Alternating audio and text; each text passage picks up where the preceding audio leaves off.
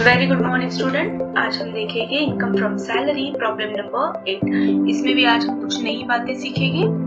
Mister Kerkar is employ of India tobacco limited. देखो ये limited company that means government नहीं है। His salary particular for the year ended 31 March 2022, मतलब इनका previous year है 21 से लेके 22 तक, और असेसमेंट ईयर रहेगा हमारा 22 से 23 तक।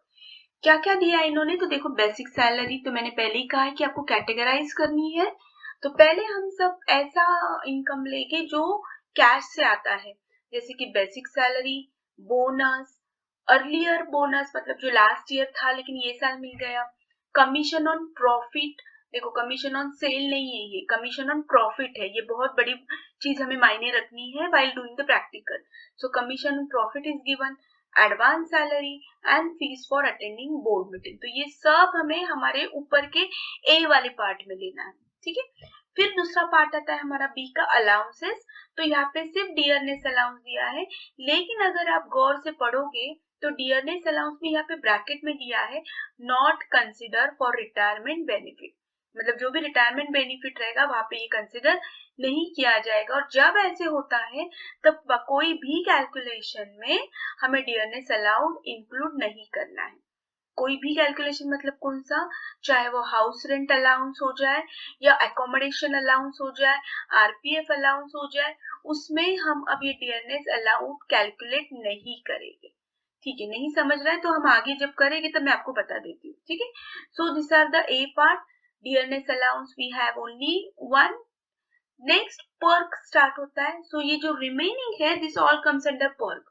देखो जो पर्पल कलर के स्क्वायर में लिखा है, employer's contribution, professional tax, income tax paid by the company, electricity paid by the employer, ये सब कुछ पर्क है। क्यों पर्क है?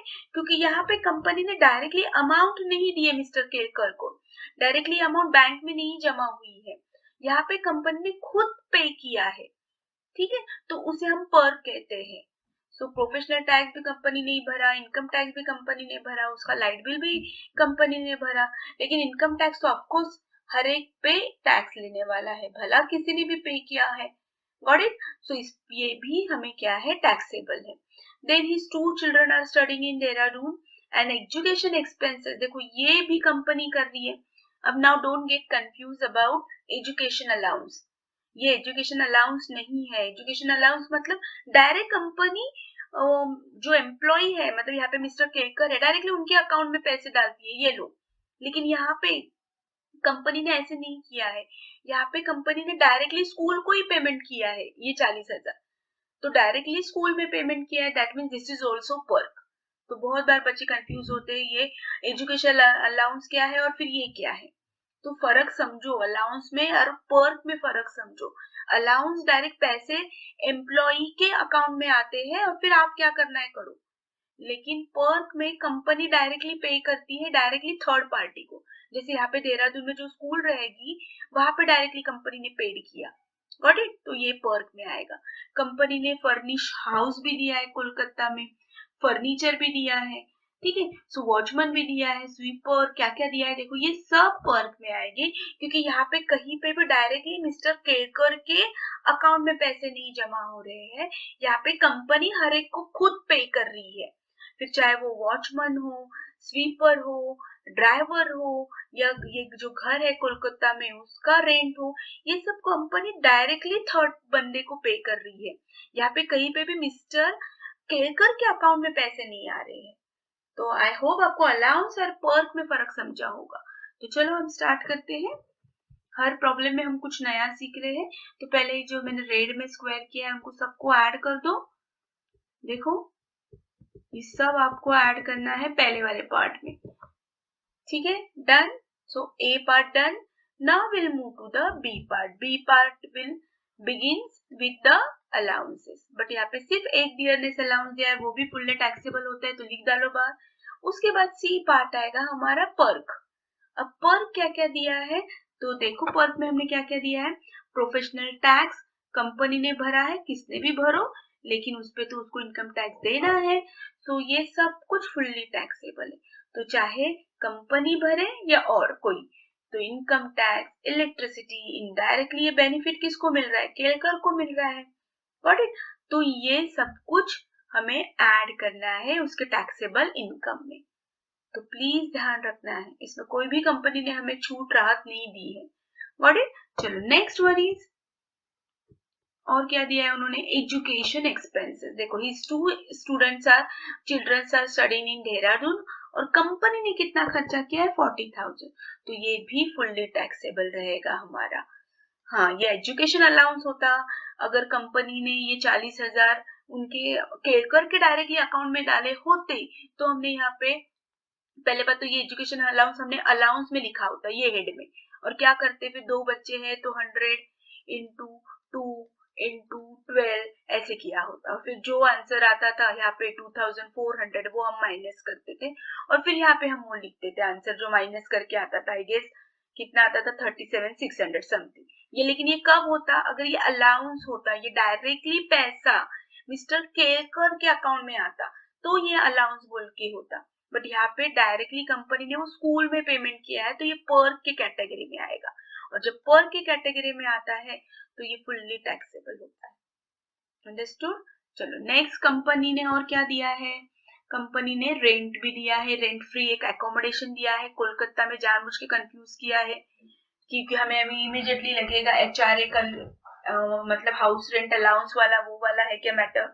तो नहीं, यहाँ पे भी कंपनी ने पैसा डायरेक्ट केलकर को नहीं दिया है। अगर केलकर को देते तो समझते कि ये एक अलाउंस है घर के लिए, लेकिन यहाँ पे भी कंपनी ने क्या कहा कि मिस्टर केलकर आप घर पे जाओ, आराम से रहो, उसका रेंट हम डायरेक्टली जो ओनर है उसको पे करेंगे, तो उसको हम क्या कहेंगे? पर कहेंगे। ठीक है? तो क्या किया कंपनी ने? फर्निश घर दिया, कॉस्ट ऑफ फर्नीचर भी दिया, उसका वैल्यू था 1,50,000, जिसका डेप्रिसिएशन करके 1,40,000 था, लेकिन इनकम टैक्स वालों को ये लेना देना नहीं होता। ओरिजिनल वैल्यू 1,50,000 है, तो चलो हम निकालते हैं। अब यहाँ पे हम वैल्यूएशन कैसे करेंगे? अमाउंट तो नहीं दिए एग्जैक्टली, तो यहाँ पे इनकम टैक्स ने कुछ रूल दिया है। क्या रूल दिया है? तो 15% ऑफ सैलरी। लेकिन सैलरी मतलब फिर यहाँ पे कौन सी सैलरी लेनी है? तो यहाँ पे हमें बेसिक सैलरी लेनी है, bonus, commission, fee, of course हम डियरनेस अलाउंस भी लेते अगर वो रिटायरमेंट बेनिफिट में होता। बट यहाँ पे उन्होंने क्लियर कट ये प्रॉब्लम में बोला था कि ये रिटायरमेंट बेनिफिट वाला नहीं है, तो we will not take here dearness allowance. देखो कितनी छोटी छोटी बातें आपको याद रखनी है। ठीक है? तो प्रैक्टिस करो, आ जाएगा। अदरवाइज मैंने आपको पेपर पैटर्न बताया है। क्वेश्चन नंबर 2 जो होता है वो आपको 3 प्रॉब्लम देते हैं usually, income from house property, income from salary and income from business and profession. तो इन तीनों में से कोई भी 2 आपको सॉल्व करने होते। तो मेरे ख्याल से income from house property and income from business is easier then the salary. तो अगर आपको ऐसे लग रहा है कि नहीं यार ये कुछ समझ में नहीं आ रहा है, तो इग्नोर द सैलरी, आप ये 2 करो। And I am damn sure कि सैलरी भी इतने डिफिकल्ट नहीं देगी। स्टार्टिंग के जो मैंने 2-3 प्रॉब्लम सिखाए ना उसमें से ही यूजुअली देगी। तो देखो आप रिस्क ले लो, ठीक है? वरना तीनों कर जाओ, जो आपको तीनों में से जो 2 इजी लगेगा वो कर लो। चलो, सो सैलरी तो 15% ऑफ सैलरी, तो कौन सी सैलरी? तो सिर्फ बेसिक लेनी है क्या? नहीं। सिर्फ बोनस लेना है? तो नहीं। तो हमें क्या करना है? बी सी एफ, और अगर डी भी होता तो लेते थे, तो हम यहाँ पे बी सी डी एफ लेते थे एकोमोडेशन के लिए। ठीक है? तो ये हो गया 85,000। तो आई होप आपको समझ में आया है। अब ये 8,85,000 का 15% 1,32,000 एंड फर्नीचर भी दिया है, तो गवर्नमेंट ने बोला फर्नीचर की भी 10% लो। तो इस तरीके से मिस्टर केलकर को कितने का बेनिफिट मिल रहा है? 1,47,750। लेकिन अगर बेनिफिट मिल रहा है तो टैक्स भी भरना है। तो समझ में आया इसका वैल्यूएशन कैसे करना है? दिस आर द पर्क, और पर्क की वैल्यूएशन हम करते हैं। ठीक है? तो ये अमाउंट याद रखना कैसे आई है। 15% ऑफ सैलरी प्लस फर्नीचर। हाँ, फर्नीचर नहीं होता, सिर्फ इतना ही होता तो हमने इतना ही लिया होता, बट यूजुअली उन लोग फर्निश एकोमोडेशन ही देते हैं। तो 10% याद रखना है, 15% याद रखना है। अब इसमें भी ना एक्चुअली ये कोलकाता है, इसका मतलब इनका जो पॉपुलेशन रहेगा अबाउट 25 रहेगा। वही अगर अब बिलो 25 होता तो 10% होता है, 10% ऑफ सैलरी। वही अगर मतलब 25 एंड 10 के बीच में रहेगा तो 10%, वही अगर उसके नीचे होगा तो 7.5%, इट डिपेंड। तो यूजुअली आपको 15% ही आता है। जो अर्थ उन्होंने कोलकाता बोला है तो कोलकाता आपको पॉपुलेशन ज्यादा रहेगा, तो 15%। अंडरस्टूड। सो यहाँ पे हमने वैल्यूएशन ऑफ शेयर ये भी ले लिया, अकोमोडेशन भी ले लिया है। पर का थोड़ा कैलकुलेशन हमें याद रखना है। चलो नेक्स्ट अब और क्या दिया है उन्होंने। अच्छा, मिस्टर केकर को वॉचमैन भी दिया है, स्वीपर भी दिया है, जिसकी दोनों की सैलरी 1600 1600 पर पर्सन है। मतलब वॉचमैन को भी 1600 है, स्वीपर की भी है, तो साल भर का। लेकिन दिया तो वो कंपनी ने है, लेकिन किसके लिए दिया है, बेनिफिट कौन ले रहा है, मिस्टर केरकर। और जो जो बातों का बेनिफिट मिस्टर केरकर ले रहे हैं, उस सब चीज पे उनको टैक्स तो भरना ही है। ठीक है, ये सब का बेनिफिट देखो, ये जेब खाली हो गई है कंपनी की, कंपनी ने पेमेंट किया ये सभी चीजों का, लेकिन इसका बेनिफिट कौन उठा रहा है, बेनिफिट तो मिस्टर केरकर ले रहे हैं ना। तो जो बेनिफिट लेगा उसको टैक्स भी भरना है। सो इस पे सब पे क्या करना होगा, मिस्टर केरकर को टैक्स भरना है। Done. Now last is RPF, recognize provident fund. Recognize provident fund के लिए हम कौन सी सैलरी लेते हैं, बेसिक सैलरी लेते हैं। डियरनेस अलाउंस लेते हैं, लेकिन डियरनेस अलाउंस यहाँ पे क्लियरली बोला है कि नॉट फॉर रिटायरमेंट। ठीक है, हाँ अगर ऐसे होता है बेनिफिट फॉर रिटायरमेंट तो श्योर शॉर्ट हम लेते। तो आप कहीं तो चाहिए तो लिख कर रखो, जब हम आरपीएफ, रिकॉग्नाइज प्रोविडेंट फंड या प्रोविडेंट फंड और ऑर्गेनाइज प्रोविडेंट फंड जब लेते हैं तो हमें क्या क्या लेना होता है, basic salary plus dearness allowance, वो भी अगर रिटायरमेंट का बेनिफिट होगा, प्लस कमीशन ऑन सेल। देखो मैंने तभी स्टार्टिंग में ही कहा है, commission on profit and commission on sale में फर्क होता है। तो जब आरपीएफ हम जब करेंगे कैलकुलेट, तो basic salary, dearness allowance, dearness पे दिया रहेगा तो वो, लेकिन अगर वो रिटायरमेंट के लिए रहेगा तो, एंड कमीशन ऑन सेल। तो ये पूरे प्रॉब्लम में डियरनेस अलाउंस तो दिया है, लेकिन वहां पे बेनिफिट, रिटायरमेंट बेनिफिट वाला नहीं है, तो ये नहीं लेंगे। कमीशन तो दिया है, लेकिन कमीशन ऑन प्रॉफिट दिया है, कमीशन ऑन सेल नहीं दिया।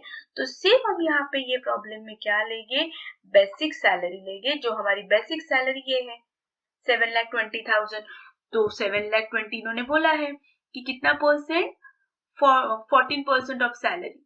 तो 14% ऑफ सैलरी, देखो क्वेश्चन में दिया है उन्होंने 14% ऑफ सैलरी, तो 7,20,000 का 14% ऑफ सैलरी। डन। तो यहाँ पे हमने दिया, लेकिन एग्जेम्पशन तो 12% ही मिलने वाला है, इंटरेस्ट रहता तो 9.5 मिलता था। देखो लास्ट प्रॉब्लम में हमने ये सीखा है, एग्जामिशन कंट्रीब्यूशन को एग्जेम्पशन 12% होता है और इंटरेस्ट अगर उस पे रहेगा तो 9.5% होता है। तो दिस इज डन। ठीक है, तो ग्रॉस सैलरी मिल गई हमारी। अब इस पे हमको स्टैंडर्ड डिडक्शन माइनस करने होते हैं, 3 डिडक्शन होते हैं। एक होता है स्टैंडर्ड डिडक्शन, दूसरा होता है इनकम प्रोफेशनल टैक्स, तीसरा होता है एंटरटेनमेंट। तो इसमें से एंटरटेनमेंट दिया नहीं, और वो भी गवर्नमेंट को एग्जाम्पशन होता है, हमको होता तो डिडक्शन वगैरह कुछ नहीं। तो standard deduction as usual 50,000 and professional tax, देखो मैंने लास्ट लेक्चर में भी कहा था, पहले हमें यहाँ पे ऐड करना है because this is paid by the company. तो यहाँ पे कंपनी ने पेड किया इसलिए हमने यहाँ पे लिखा, लेकिन अल्टीमेटली जेब में से किसके जाता है, एम्प्लॉय के। तो यहाँ पे प्लस पहले करो और सेम अमाउंट यहाँ पे माइनस करो। डन। तो अब हमारा फाइनल नेट टैक्सेबल हमारी जो सैलरी है वो मिलेगी हमें 30,37,550। काफी बड़ी अमाउंट है ऑफ कोर्स, क्योंकि ये मिस्टर केकर बड़े ऑफिसर रहेंगे, और दैट इज वाई उनकी सैलरी भी ज्यादा है। उनको पर्क्स जो कंपनी ने दिए, extra benefit, non monetary benefit जो दिए हैं वो भी ज्यादा है, तो श्योरली इनको टैक्स भी तो ज्यादा होगा ही होगा। ठीक है, आई होप समझ में आया है। अभी तक के हमने मेरे ख्याल से 4 प्रॉब्लम अच्छे से सीखे हैं, और एक लास्ट प्रॉब्लम में लेकर आऊंगी, बस इससे ज्यादा अगर मैं आपको सिखाऊंगी तो you will get confuse, and I think इससे ज्यादा और कुछ पूछेगी भी नहीं आपके लेवल पे। और ने अगर बहुत ही पूछा तो आपके पास ऑप्शन है, you can solve income from house property and income from business. ठीक है, तो और एक प्रॉब्लम लेकर आऊंगी, और साथ में लास्ट ईयर जो यूनिवर्सिटी ने पूछा था वो वाला प्रॉब्लम लेकर आऊंगी। तो तब तक के लिए have a nice day, bye bye.